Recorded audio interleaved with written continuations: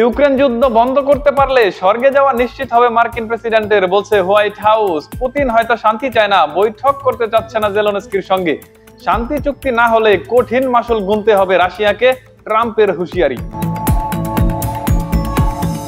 গাজার উত্তরাঞ্চলে রীতিমতো তাণ্ডব চালাচ্ছে ইসরায়েলি বাহিনী। একদিনে অন্তত ৬০ ফিলিস্তিনি নিহত। গাজায় অবৈধ বসতি স্থাপন সহ লুটপাট চালাচ্ছে ইসরায়েলি নাগরিকরা। ২ মাসের যুদ্ধবিরতিতে হামাস রাজি থাকলেও প্রতিক্রিয়া নেই নেতানিয়াহুর। জনশুনানি চলাকালে হামলার শিকার দিল্লির মুখ্যমন্ত্রী রেখা গুপ্তা ভর্তি হয়েছেন হাসপাতালে। গ্রেফতার করা হয়েছে হামলাকারীকে। নিরাপত্তার সমালোচনায় ঝড় তুলছেন বিরোধী দলগুলো।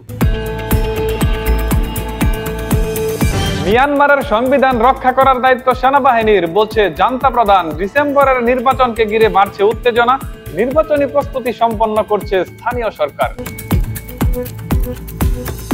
নতুন করে আলোচনায় চীনের পারমাণবিক অস্ত্র ভান্ডার। ২০৩০ সাল নাগাদ ১,০০০ পারমাণবিক ওয়ারহেড তৈরির সিদ্ধান্ত বেইজিং এর। বিশ্বের সবথেকে আধুনিক অস্ত্রের ঝলক দেখাতে যাচ্ছে শি জিনপিং।